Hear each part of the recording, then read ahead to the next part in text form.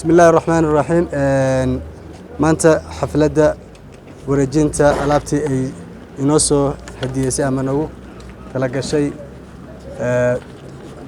Telesom waxaan maanta insha Allah taala aan ka bixin doonaa qalabkaasayto faahfaahin yar ama qaabka loo isticmaali doono iyo waxyaabaha ay ka kooban yihiin qalabkaasayto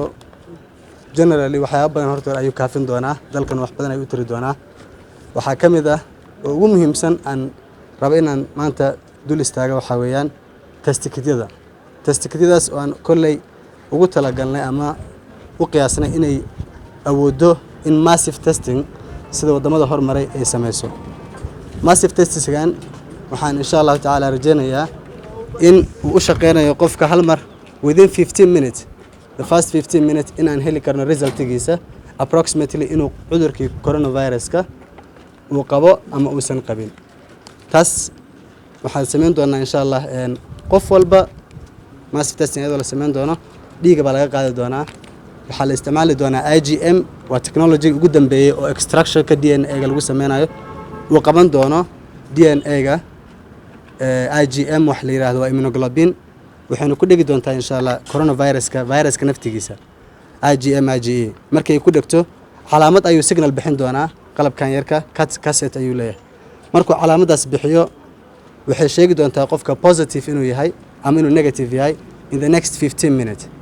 taasina waxay saamixi doontaa insha Allah in la sameeyo la iyo massive testing la 20,000 oo qof oo dalka jooga waxa kale oo ku jira ventilators oo very highly qualified oo aan isleeyahay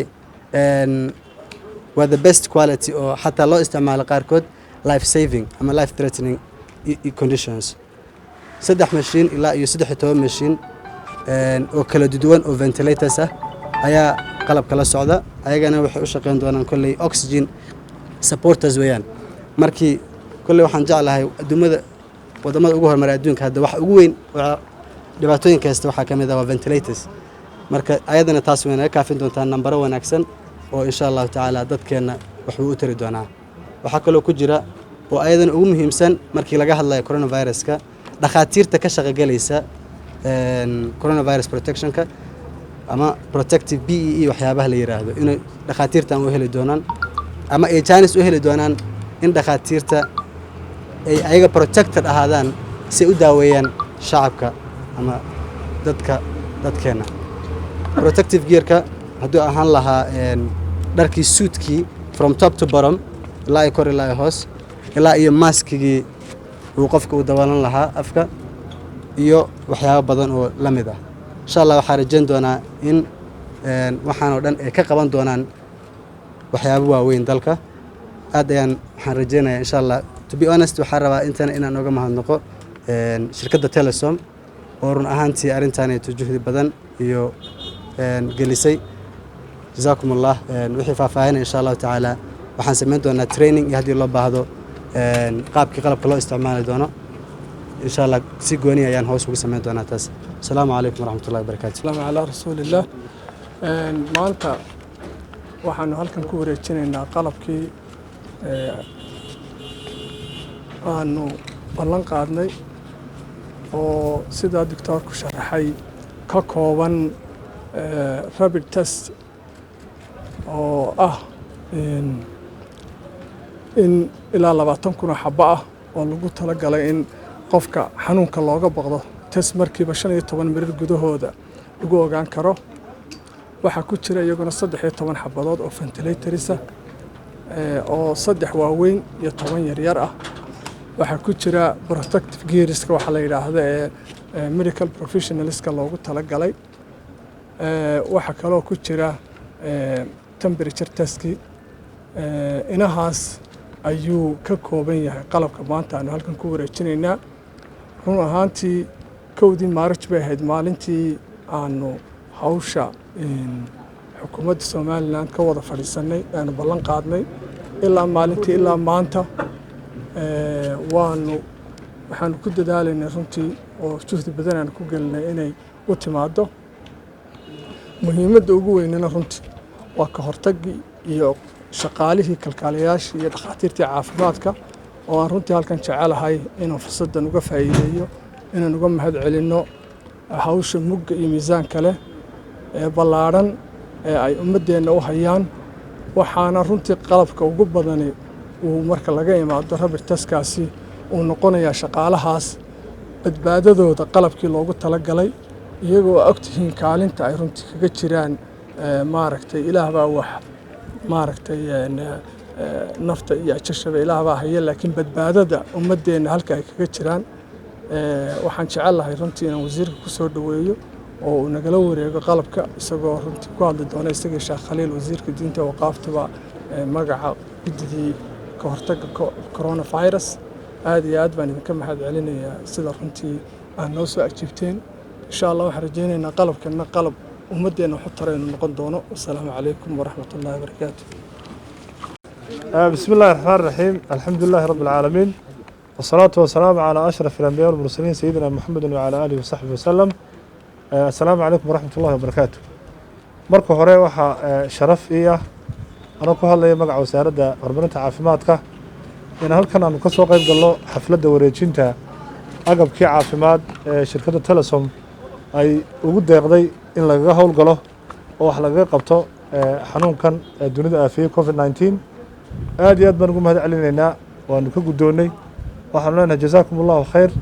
hawl weyn oo laydiga bartay oo aan hadda ahayn ee mar walbo qarankani u baahdo taakula iyo gacan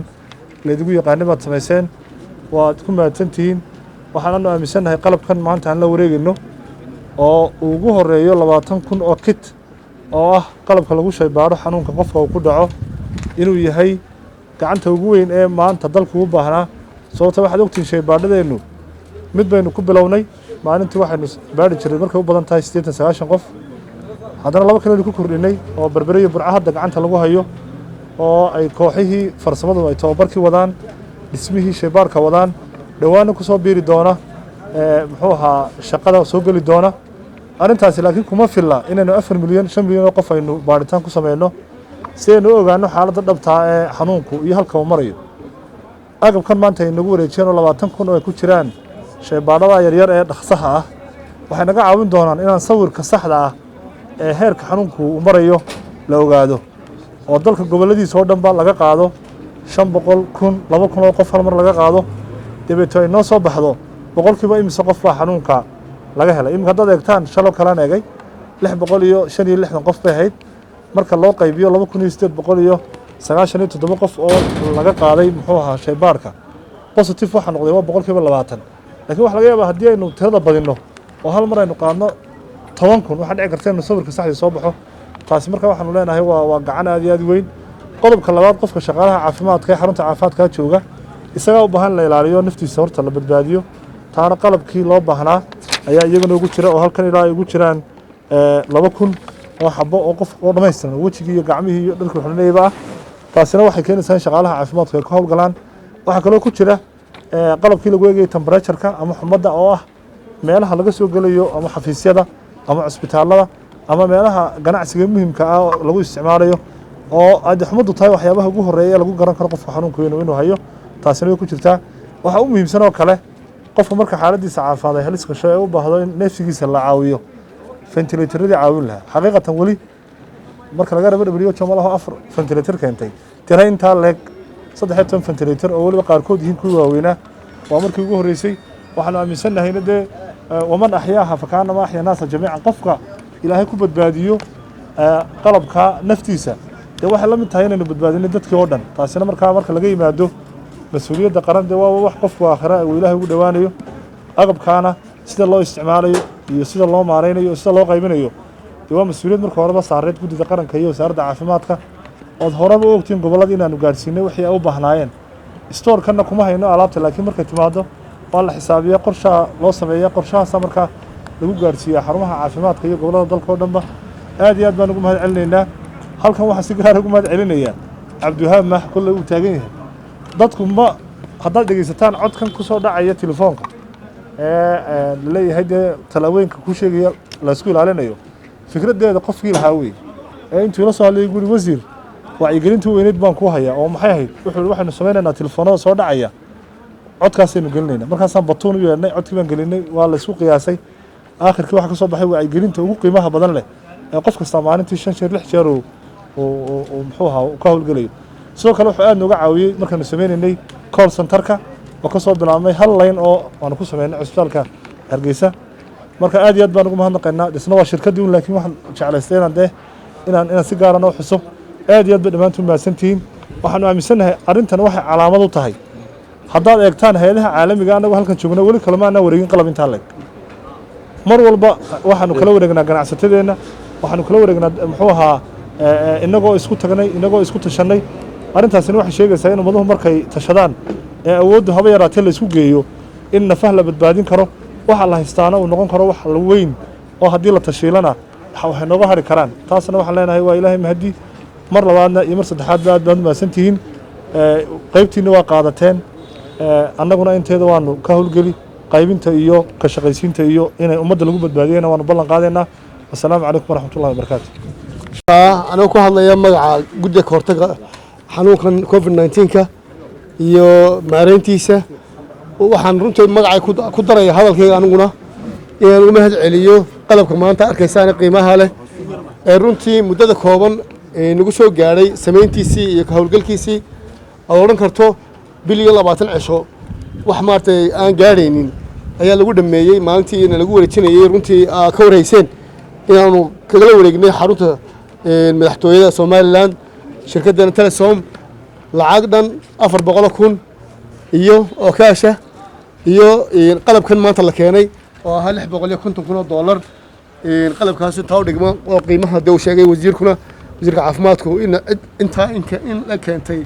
aanay jirin ka hor shirkadda Telesom runtii waxaan leenahay ilaahay subxaanahu wa ta'ala maalkiina haydin barkeeyo aqoonta iyo fikradda ka qayb qaateen xagga wacyigelintana ilaahay subxaanahu wa ta'ala haydinka jazaa siiyo dalku waa dalkiinii waad ka shaqaysataan inaad wax ku celisaanna waa ku mahadsantihiin runtii oo ilaahay idin waafajiyey subxaanahu wa ta'ala halka waxaa ka cad walaalayaal in badan oo lalahaa guddida ka hortagga fayraskan covid-19ka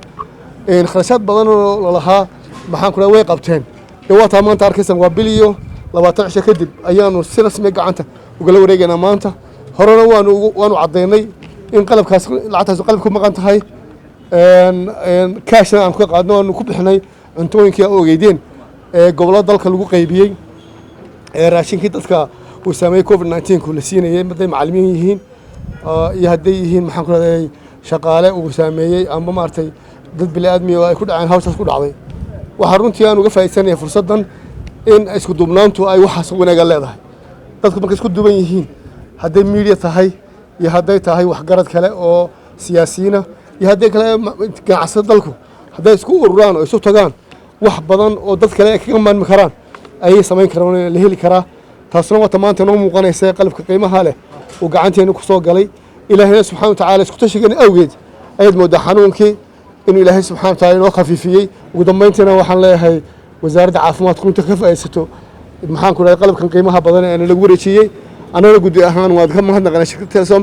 madaxdeedii oo dhan baa taagan aqoonyahankeedii baa taagan assalaamu calaykum waraxmatullahi wabarakaatuh